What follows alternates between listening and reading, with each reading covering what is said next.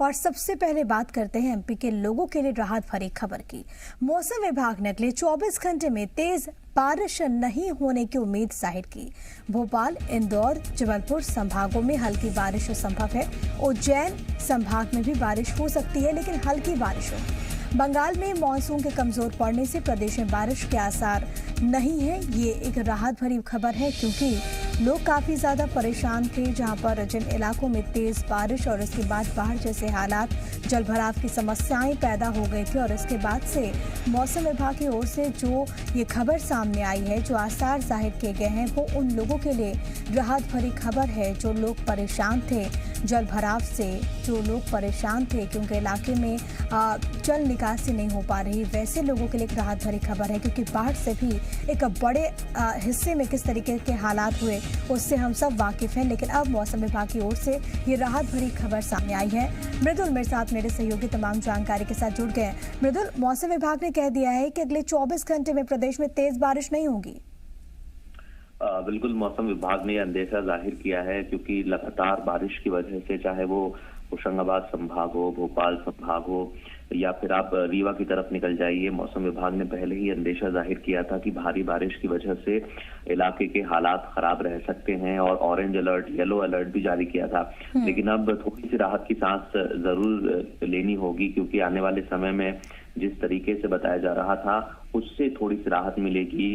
जो बारिश की संभावना थी वो थोड़ी सी कम है, क्योंकि लगातार बारिश की वजह से जो सिस्टम बन रहा था ऊपरी इलाकों में, उससे अब जनता को थोड़ी राहत जरूर मिलेगी। लेकिन हाँ, इसकी वजह से टेम्परेचर में जरूर थोड़ा सा इजाफा होना संभव है, क्योंकि 24 घंटे में बारिश तो नहीं होगी। भोपाल, इंदौर, जबलपुर, उज्जैन, रीवा, शहडोल संभाग, कुछ जगह पर हल्की बारिश जरूर हो सकती है, लेकिन अधिकांश जगह पर आसमान साफ रहेगा।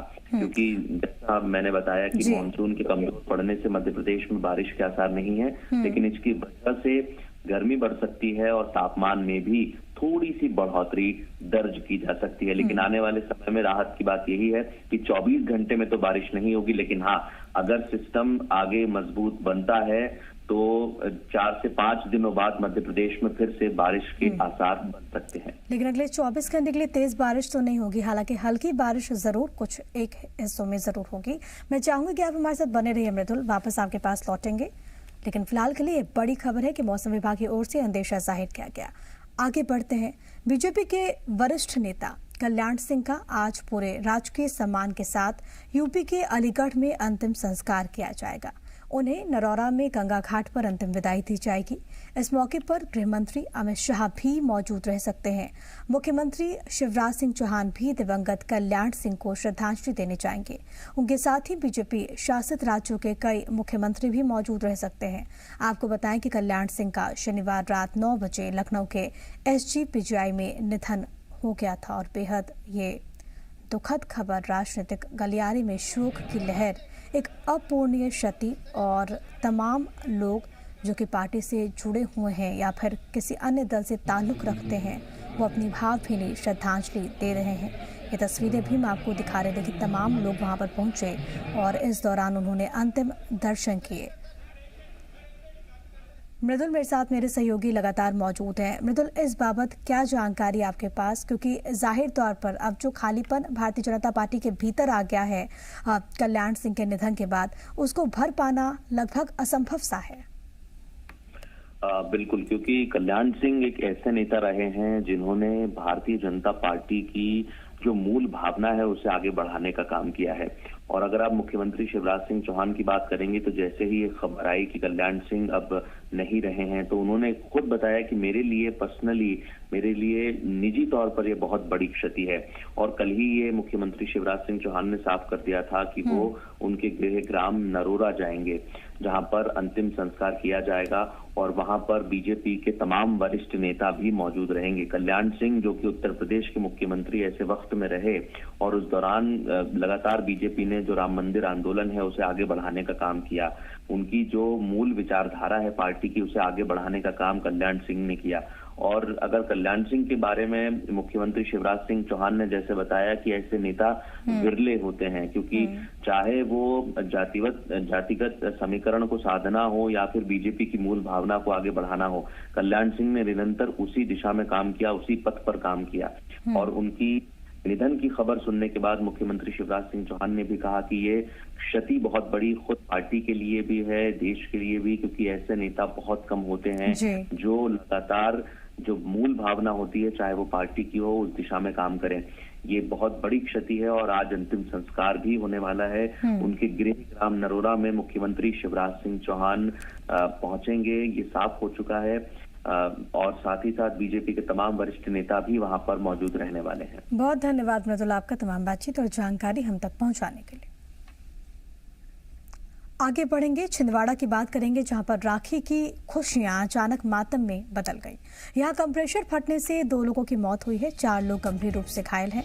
घटना छोटा तालाब के पास की है। यहां एक गुब्बारा वाला बच्चों को गुब्बारा बेच रहा था, तभी उसके पास रखा कंप्रेसर फट गया और इसकी चपेट में करीब 6 लोग आ गए। आसपास खून ही खून नजर आ रहा था और जिन्होंने भी इस हादसे को देखा उनकी रूह तक कांप गई। चंद सेकंड में रक्षाबंधन की खुशियां मातम में बदल गई। प्रथम दृष्टया गुब्बारों में फिलिंग करने वाली जो सिलेंडर होता है उसमें एक अप्रत्याशित ब्लास्ट हुआ है, उसकी जांच की जा रही है और जांच में जो भी तथ्य सामने आएंगे उसके अनुसार अग्रिम कार्रवाई की जाएगी। इस बात की जांच की जा रही है कि वो सिलेंडर में किस तरह के द्रव्य का उपयोग किया गया था। BDDS टीम को मौके पर भेजा गया है और केमिकल एग्जामिनेशन के लिए भी जांच की जा रही है। तो वहीं दतिया पुलिस ने बड़ी सफलता हासिल करते हुए नकली शराब बनाने वाली फैक्ट्री का भंडाफोड़ किया। दरअसल पुलिस को मुखबिर से नकली शराब की सूचना मिली थी। ऐसे में पुलिस ने असनई बांध के पास चेकिंग में एक कार से 7 पेटी नकली शराब पकड़ी। साथ ही 2 आरोपियों को भी गिरफ्तार किया गया। गिरफ्तार आरोपियों से पूछताछ से पता चला कि पछोखरा गाँव में नकली शराब बनाने की फैक्ट्री चल रही है। ऐसे में इंदरगढ़ पुलिस की मदद से रेड मारा गया, जहां से नकली शराब बनाने का 100 लीटर केमिकल पैकिंग मशीन जब्त की गई।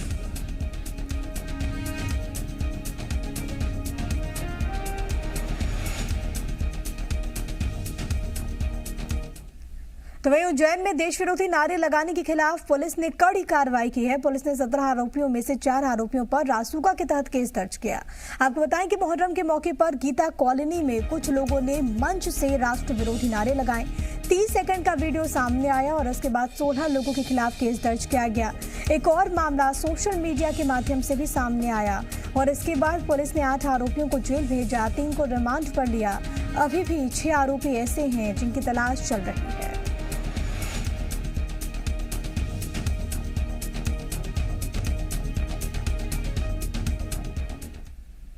उज्जैन पुलिस ने सोशल मीडिया पर पाकिस्तान समर्थक और हिंदुस्तान विरोधी पोस्ट करने वाले एक युवक को गिरफ्तार किया है। बताया जा रहा है कि एक युवक ने चिमनगंज थाने में रिपोर्ट दर्ज कराई। इसमें उसी के दोस्त ने इंस्टाग्राम पर हिंदुस्तान को लेकर अपशब्द लिखे थे। इसके साथ ही पाकिस्तान का झंडा भी अपने सोशल मीडिया के पेज पर लगा रखा था। मामले की गंभीरता को देखते हुए साइबर सेल एक्टिव हुआ। कुछ ही देर में आरोपी को गिरफ्तार कर लिया गया।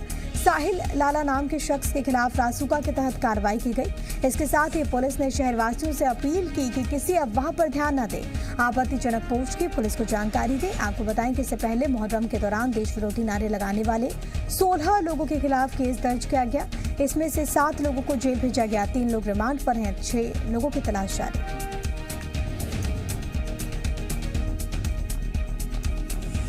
एक आपत्तिजनक पोस्ट डाली गई थी जिसमें भारत विरोधी कुछ उसका उल्लेख किया गया था। हमने तत्काल इस पर संज्ञान लेते हुए जैसे ही हमारे पास ये सूचना आई थी कार्रवाई की और उसको गिरफ्तार भी कर लिया है और उसके विरुद्ध हम क्या NSA की भी कार्रवाई प्रपोज कर रहे हैं, क्योंकि इस समय वर्तमान में जो माहौल है उस तरह की कोई भी गतिविधियाँ जो शहर के माहौल को खराब कर सकती हैं उसके खिलाफ सख्त से सख्त कार्रवाई की जाए। तो वहीं उज्जैन में देश विरोधी नारे लगाने वालों पर बीजेपी महासचिव कैलाश विजयवर्गीय ने हमला बोला। उन्होंने कहा कि देश में कई विरोधी ताकतें हैं जो कि मोदी सरकार को अस्थिर करना चाहती हैं। ऐसे वक्त में प्रशासन को बेहद सतर्क रहने की जरूरत है। इसके साथ ही उन्होंने 2024 के लोकसभा चुनाव की तैयारियों का जिक्र करते हुए कहा कि बार बार मोदी ही आएंगे, इसकी तैयारियां भी शुरू हो चुकी हैं। क्योंकि कुछ लोग चाहते नहीं कि मोदी जी के नेतृत्व में देश विकास करे, मोदी जी के नेतृत्व में देश विश्वगुरु बने। और इसलिए बहुत सारी ताकतें इस देश में अस्थिरता फैलाने की कोशिश कर रही है। प्रशासन सतर्कता से इसमें काम करना चाहिए और मैं समझता हूँ कि इस प्रकार समाज को भी जागरूक रहने की आवश्यकता है। कल हम लोग जनप्रतिनिधियों के साथ बैठेंगे भी इंदौर में और कैसे आने वाले समय में इस प्रकार की ताकतों को बेनकाब करें, इसके लिए हम सब लोग मिलकर काम करें। सतना के मैहर जेल से फरार हुए कैदी को पुलिस ने धर दबोचा। वहीं लगातार जेल ब्रेक की घटनाओं पर सियासत तेज है। कांग्रेस विधायक कुणाल चौधरी ने प्रदेश के गृह मंत्री पर हमला बोलते हुए कहा कि रोज मीडिया में बयान दे रहे हैं लेकिन अपने जेल विभाग पर ध्यान नहीं। इसके साथ ही उन्होंने आरोप लगाया कि सरकार में बैठे लोग ही अपराधियों को संरक्षण दे रहे हैं। कांग्रेस के आरोपों पर पलटवार करते हुए बीजेपी ने कहा कि जेल से भाग रहे कैदी कांग्रेस से संबंधित है। बीजेपी प्रवक्ता राजपाल सिसोदिया ने कहा कि जेल से भागे सिमी आतंकियों का एनकाउंटर हुआ था, लेकिन कांग्रेस सरकार ने आते ही आतंकियों का एनकाउंटर करने वाले पुलिसकर्मियों की जांच कराई थी।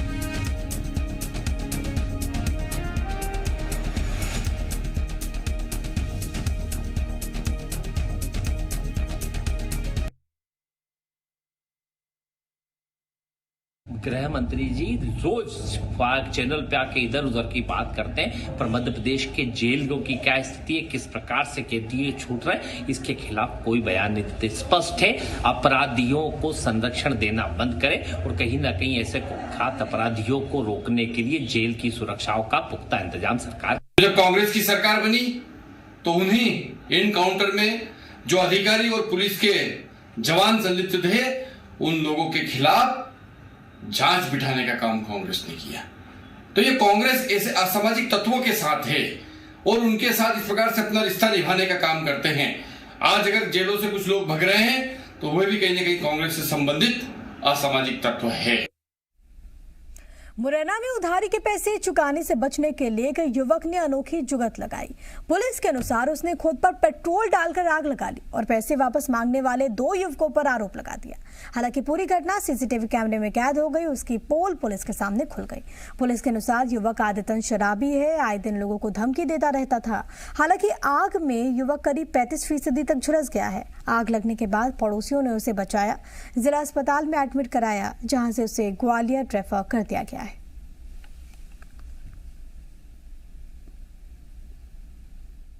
को इसने कुछ लोगों से पैसे ले रखे थे, उनने पैसे की डिमांड की है, इसी आधार पर मतलब उसने वो किया है जिससे पैसे ना देना पड़े और विस्तृत जांच की जा रही है और जांच के अनुसार जो निष्कर्ष होगा उसमें कार्रवाई।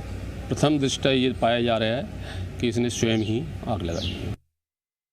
आवला कुछ नहीं, दारू पी के नाटे करता है रोज और बंद भी हो गया, फिर भी चुटा लिया, फिर भी आज दारू पी के आग लगा ली दूसरे के द्वार पर जाकर। खुद नहीं आग लगाई? खुद नहीं। क्यों ऐसा क्यों करता है वो? तो दारू पी कर रोज का ही काम है उसका। ग्वालियर में अगवा हुए 3 साल के बच्चे को पुलिस ने चंद घंटों के भीतर ही बरामद कर लिया। हालांकि आरोपी अभी पुलिस की गिरफ्त से बाहर है। बताया जा रहा है कि मधुगंज में रहने वाले विवेक कुशवाहा का 3 साल का बेटा देर रात अचानक से लापता हो गया। इसकी सूचना पुलिस को दी गई। पुलिस ने तत्परता दिखाते हुए सभी नाकों पर बच्चों के फोटो भेजकर अलर्ट जारी कर दिया। वहीं सीसीटीवी से जानकारी मिली कि बच्चों को विवेक का पुराना दोस्त पंकज अपने साथ ले गया है बच्चे को। इस बीच पुलिस की सख्ती देख आरोपी ने बच्चे को गोला का मंदिर के पास छोड़ दिया और फरार हो गए। इसके बाद पुलिस ने बच्चे को बरामद किया। पुलिस अब आरोपी पंकज की तलाश में जुटी हुई है।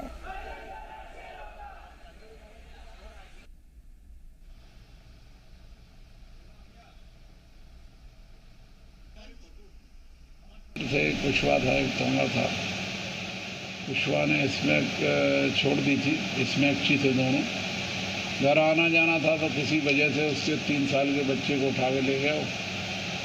पुलिस ने तत्परतापूर्वक प्रयास किया तो बच्चा मिल गया और उसको भी शीघ्र गिरफ्तार कर लिया जाएगा आरोपी। और अब जी पॉजिटिव खबर। रक्षाबंधन के एक दिन पहले पुलिस लाइन कार्डली में राखी का त्योहार मनाया गया। इस मौके पर सरेंडर कर चुके नक्सलियों ने रक्षाबंधन का पर्व मनाया। दंतेश्वरी फाइटर्स के कमांडो ने उन्हें राखी बांधी।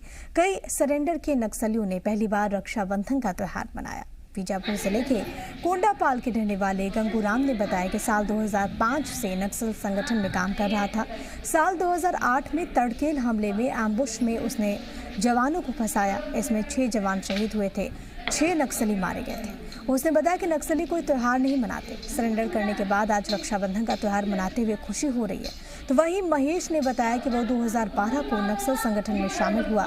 इसके बाद उसके परिजनों के साथ दोनों बहनों ने उससे रिश्ता तोड़ दिया। नक्सल संगठन से जोड़ने के बाद उसने कभी राखी नहीं बंधवाई, लेकिन सरेंडर करने के बाद अब उसकी इच्छा है कि बहनें माफ कर उसे राखी बांधें। ऐसे ही कई और नक्सलियों ने भी अपनी कहानी बताई।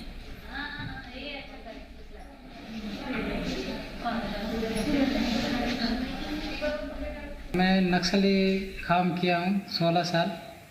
तो वहाँ नक्सली लीडर लोग रहता है, उन लोग माना करता है ये नक्सली का ये रक्षाबंधन मतलब अपना आदिवासियों का नहीं है, साम्राज्यवादी संस्कृति है बोल के मना करते। आज रक्षाबंधन अच्छी हुई है, अच्छे दीदी लोग आके अपने अच्छे से रक्षाबंधन बांध दिए हैं, क्योंकि अपने गांव में पहले रहते थे तब क्योंकि नक्सली मना करते थे ऐसा रक्षाबंधन नहीं बांधना। रक्षाबंधन का नाम सुनता था, फिर भी ये सब कुछ वहाँ पर बंद करते थे। हमारे भाई बहन लोग भी हैं, फिर भी उनको हम लोग नहीं बांधते थे।